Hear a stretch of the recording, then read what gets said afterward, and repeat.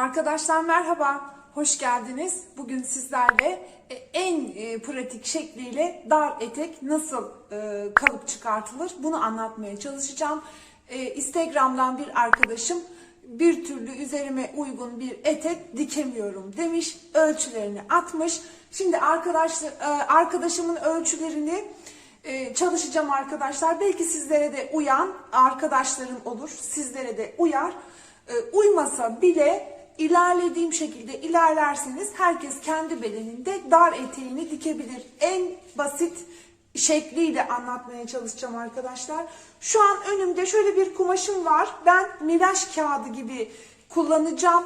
Kalıp çıkartacağım yani. Siz de öyle düşünün. Bununla etek dikmeyeceğim. Sadece kalıp çıkartacağım. 2 tane milaj kağıdını üst üste koydum gibi düşünün. Ön ve arka bedeni birlikte çalışacağım arkadaşlar.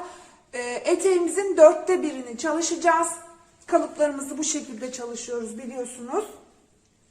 Şimdi benim bedenimin sığacağı şekilde bir parça kumaş kestim. Siz de gazete kağıdı ya da milajla çalışabilirsiniz. Hemen kenarından şöyle düz bir çizgi aldım. Bir de buradan düz bir çizgi aldım. Şuraya bir diyeyim. Şimdi çok basit, en kolay yöntemle anlatmaya çalışacağım arkadaşlar. Benim çalışacağım ölçüler basen 105, belde 85 santim arkadaşlar. 42 bedene kadar kalça düşüklüğünü 18 santimden alıyorum. Daha büyük bedenler 20 santim alabilirler. Hemen çizdiğim bu çizgi üzerinden 18 santim kalça düşüklüğümü alıyorum. Şuradan da alıyorum. Burayı hemen kapatıyorum.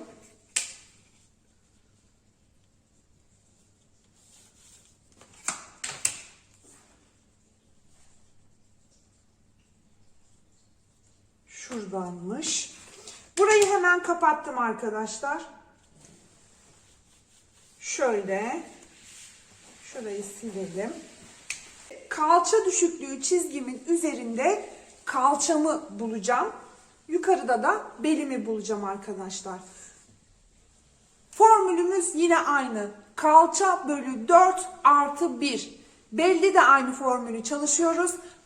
Kalça bölü 4 artı 1 olarak hesapladığım zaman 27-25'i buluyorum. Hemen 27-25 santimi şöyle işaretliyorum. Burası benim kalçam. Belimi de aynı şekilde bulacağım arkadaşlar. Bel bölü 4 artı 1 santim bolluk payı artı 3 santimde pens payı ilave edeceğim. Bu formülü uyguladığım zaman da 25-25'i buluyorum. Buradan alıyorum. Şöyle. Kabataslak eteğimiz çıktı bile. Çok kolay. Rigamı aldım. Arkadaşlar şu çok bombeli olan tarafı kullanmıyoruz. Hafif bir kavis vereceğiz. Çünkü çok böyle bombeli tarafı kullanırsak dikildiği zaman potluk oluyor. Aldığım işaretlerden geçecek şekilde cetvelimi şöyle yerleştirdim. Hemen kalça kavisimi çizdim. Buradan aşağıya da eteğimi İstersen biraz açabilirim. İstersen bulduğum kalça ölçüsüyle aynı çalışabilirim. Kalça ölçüm 27-75'ti. 27-25'ti. Hemen kalça ölçümü şuradan da alıyorum. İsterseniz bu kısımda açabilirsiniz eteğinizi. Ve kalçamdan itibaren burayı da dümdüz kapatıyorum.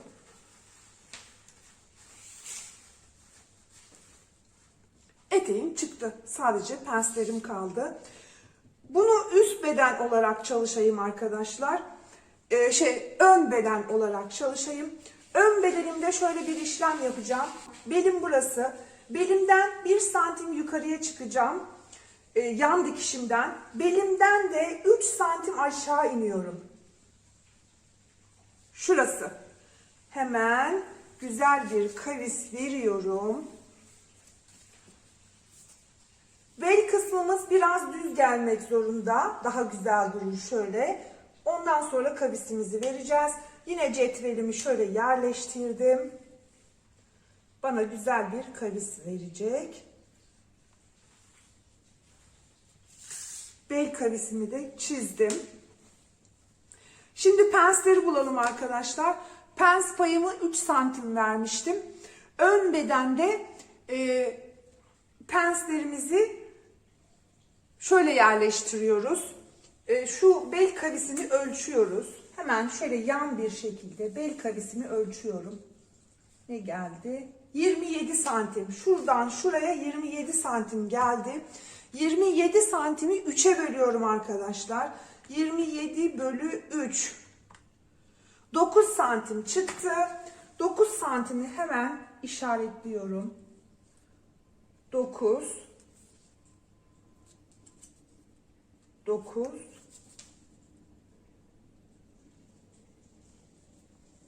Şöyle alayım. 9, 9, 9. Belimi 3'e böldüm. Şimdi yan dikişime en yakın ölçüde pensimi çalışmam gerekiyor.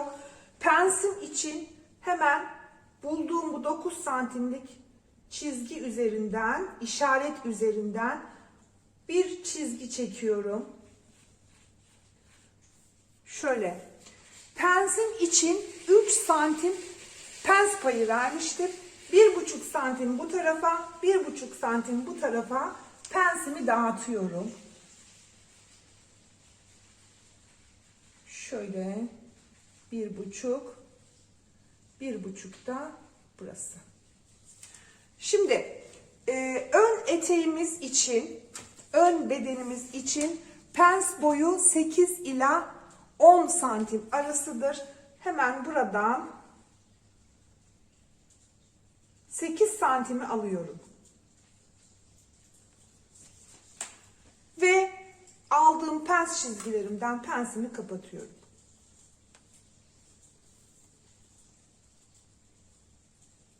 Şöyle. Şimdi şurada dikkat ederseniz pensi çizince belimizde de kavis verdik ya. Pens çizgilerim arasında bir değişiklik oldu. Bunu da hemen şöyle düzelteceğiz. Uzun tarafı baz alacağız. Bu taraf uzun, bu taraf kısa kaldı arkadaşlar. Hemen burayı ölçüyorum. Yeni belimden itibaren, tabii şu bel kavisimden itibaren ölçüyorum. Şurası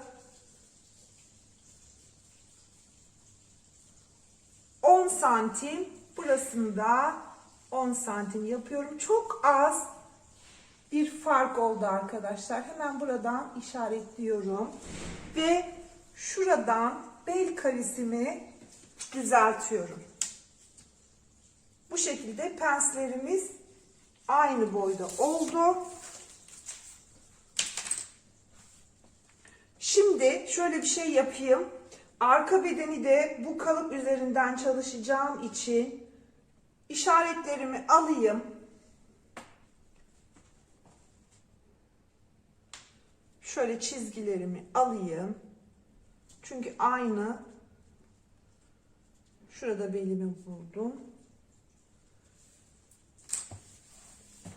İşaretlerimi almadan önce şurayı keseyim. Yanlarımı kesiyorum arkadaşlar. Paysız kesiyorum. Bunu kalıp olarak çalıştık. Hemen şöyle kesiyorum.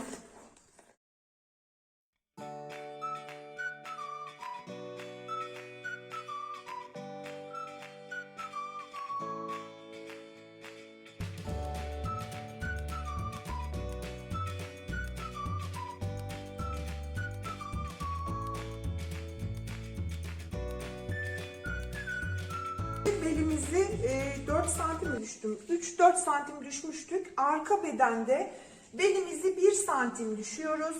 1,5 santim düşeyim.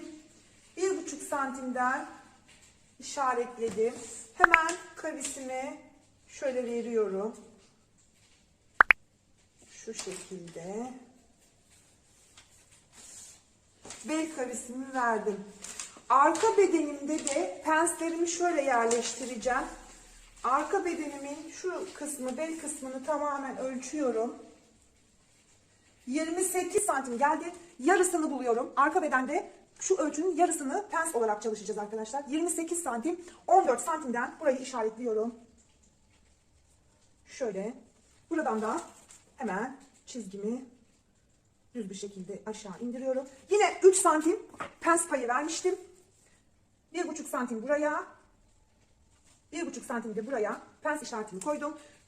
Arka bedenimizde pens uzunluğumuz 12-14 santimdir. 12 santimden işaretini alıyorum. Penslerimi de hemen çiziyorum.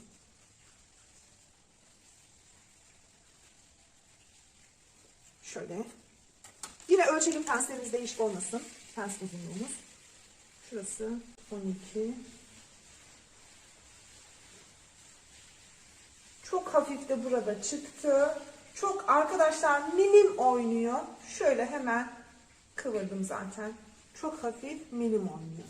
Bu şekilde eteğimiz çıktı arkadaşlar. Herkes kendi ölçüsünde dar etek kalıbını çok kolay bir şekilde çıkartabilir.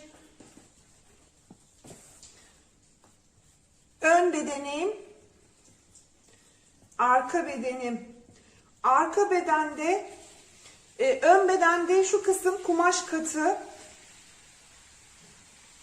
Burayı kat olarak çalışacağız arkadaşlar. Dikişsiz olacak. Arka bedende dikişli çalışacağız. Kumaşımızın üzerine koyup 1 santim payımızla keseceğiz. Fermuar için 18 santim, şuradan 18 santim işaret alacağız. Fermuar uzunluğu 18 santim. Ama 2 santimde fermuar için pay vermemiz gerekiyor. 2 santimde pay ekleyeceğiz. Yırtmaç aklıma gelmedi. Yırtmacımız için de 4 santim pay vereceğiz dışarıya doğru, bu tarafa doğru. Hatta şöyle kalemle çizeyim de silerim. Siz daha iyi anlayın. Şimdi arka bedenim şöyle 2 santim fermuarım için pay vereceğim. 18 santimden şuradan şöyle. Eteğim için de 4 santim. Eteğim derken yırtmacım için de 4 santim fazla pay bırakacağım. Yırtmacınızın nereden gelmesini istiyorsanız, ne kadar yukarıdan ne kadar aşağıdan gelmesini istiyorsanız bu şekilde de arka bedenimizi keseceğiz. Bu kadar kolay dar etek dikebiliriz. En pratik yöntemle arkadaşlar. Evet, videomu beğenmeyi, kanalıma abone olmayı, videolarımı sosyal medya hesaplarınızda paylaşarak bana destek olmayı unutmayın arkadaşlar. Hoşça kalın.